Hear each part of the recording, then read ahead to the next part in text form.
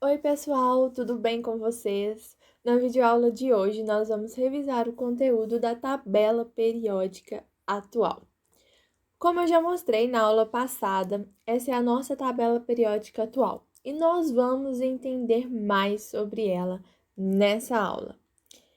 Então, como eu já disse, os elementos são organizados em ordem crescente de número atômico. A estrutura da tabela periódica é a seguinte: nós temos 7 períodos, que são as linhas horizontais, e 18 grupos, que são as colunas verticais. Essas duas linhas horizontais abaixo, nós vamos aprender que eles são os elementos de transição interna. Então, eles se encaixam dentro desses quadradinhos de cores amarela e verde, ok? Então, são 7 períodos, 7 linhas horizontais e 18 grupos, que são as colunas verticais, ok? Os elementos que estão no mesmo período, eles apresentam o mesmo número de camadas na eletrosfera. E os elementos que são do mesmo grupo apresentam propriedades químicas semelhantes. Os grupos, eles também podem ser chamados de famílias, e as famílias possuem nomes. Então, o grupo 1 pode ser chamado de família 1A, e é a família dos metais alcalinos. O grupo 2 é a família 2A e são os metais alcalinos terrosos. Depois a gente vai lá para o outro lado na família do boro, que a gente tem a família 3A, 4A, 5A, 6A, 7A e a família 0, que é a dos gases nobres, ok? Onde estão os metais de transição, a gente tem a família B, e os lantanídeos e actinídeos estão também dentro da família B, ok? A distribuição eletrônica ao longo da tabela periódica, ela pode ser utilizada para a gente conhecer a propriedade química dos elementos. O número de níveis de energia preenchidos com os elétrons do átomo no estado fundamental indica o período da tabela ocupado pelo elemento. Então, vou mostrar para vocês um exemplo. A gente tem aí o carbono e a distribuição eletrônica dele no estado fundamental é 1s2, 2s2, 2p2. Então, ele tem 2 níveis de energia que são ocupados por elétrons. Se ele tem 2 níveis de energia, que é a nossa camada de valência, ele está no segundo período da tabela periódica. Não é simples? Olha o magnésio. Ele tem 3 níveis de energia, então ele está no terceiro período da tabela periódica. O titânio tem 4 níveis de energia e ele está no quarto período. O tungstênio tem 6 níveis de energia e ele está no sexto período. Vocês vão ver o tanto que a tabela periódica é maravilhosa, gente. E outra coisa, olha para vocês verem. O número de elétrons existentes no nível mais energético do átomo, no estado fundamental, indica a coluna vertical ou família do elemento. Quer ver? Esses elementos podem ser divididos em representativos, transição ou transição externa e transição interna. Então, aqui eu trouxe para vocês terem uma visão melhor de cada um desses elementos. Os representativos é onde está representado os quadradinhos amarelo. O rosa são os elementos de transição ou transição externa. E o verde, elementos de transição interna. Essa foto é só representativa mesmo, tá, gente? Então, vamos lá. Os elementos que apresentam um elétron mais energético em um subnível S ou P são os elementos representativos. Então, olha aqui, para vocês verem, ó. A gente tem as letrinhas aí, ó, S, P, D, F, que são os subníveis. Então, os elementos que possuem o elétron mais energético. O que é elétron mais energético? O último elétron da nossa distribuição eletrônica, né?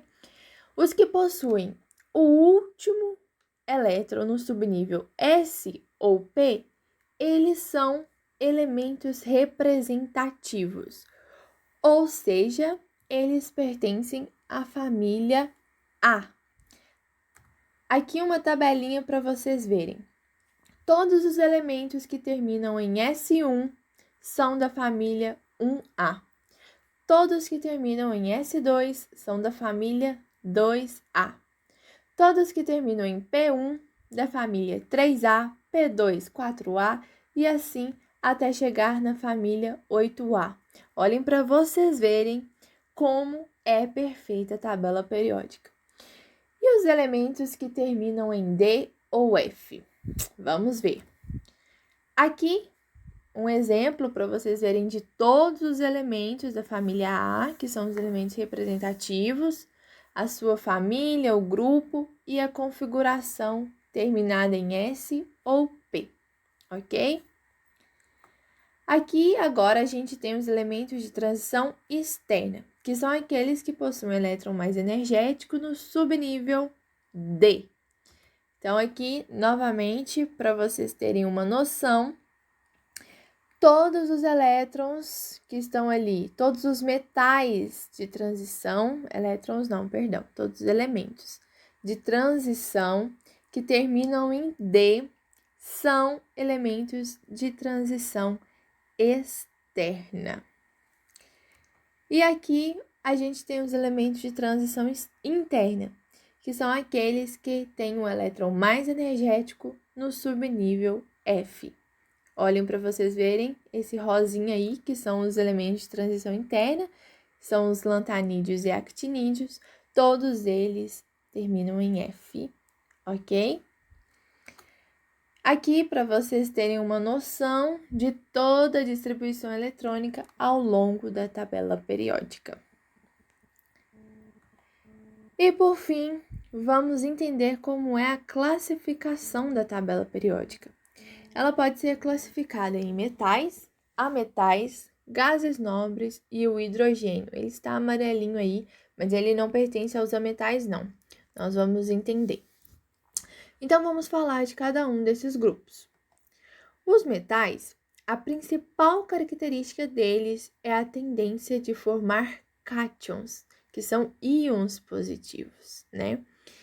E fisicamente, as características dos metais são: eles são bons condutores de calor e de eletricidade, eles são maleáveis, ou seja, eles podem ser transformados em lâminas. São dúcteis, isto é, podem ser transformados em fios. Possuem brilho metálico característico, possuem cor entre o acinzentado e prateado, com exceção do ouro, que é dourado, e do cobre, que é avermelhado, e são sólidos a temperatura de 25 graus Celsius e 1 atm, com exceção do mercúrio, que ele é líquido nessas condições. Então, aqui eu coloquei uma foto de alguns metais, lembrando que aí a gente tem o latão, o bronze, o aço, eles são ligas metálicas, são misturas de outros metais, ok? E os ametais? Os ametais, eles têm como principal característica a tendência em formar ânions, que são íons negativos. Fisicamente, as características dos ametais são mais ou menos o inverso das características dos metais. Então, eles não são bons condutores de calor, eles são isolantes térmicos, não são bons condutores de eletricidade, a maioria deles atuam como isolantes elétricos e não possuem brilho característico, com a exceção do iodo, que é um sólido cinza escuro com brilho metálico, e da grafita, que possui um brilho metálico e é um bom condutor de calor e eletricidade. Então, aqui eu trouxe o exemplo de alguns ametais: o enxofre, o carbono e o nitrogênio no estado líquido. Os gases nobres são um conjunto de 7 elementos: hélio, neônio, argônio, criptônio, xenônio, radônio e organessônio. Eles apresentam como principal característica a inércia química, ou seja, eles não tendem a formar compostos com outros elementos. Eles são relativamente raros e os únicos encontrados na natureza na forma de átomos isolados.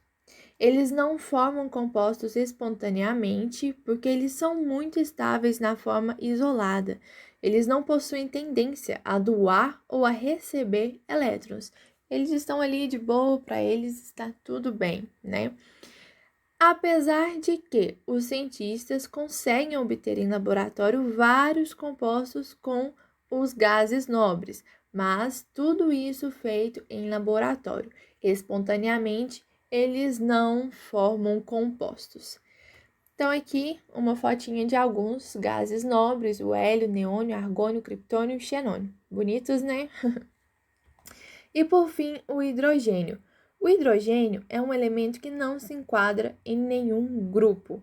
É o mais simples dos átomos e no estado fundamental ele possui apenas um nível de energia e um único elétron. Ok? Então é isso, pessoal, por hoje. Aqui as referências bibliográficas e muito obrigada pela atenção de todos. Podem deixar suas dúvidas nos comentários, se inscreva no nosso canal, segue a gente lá no Instagram, @milfuturoscientistas, e qualquer dúvida que vocês tiverem, pode comentar aqui que eu vou responder todas. Até a próxima!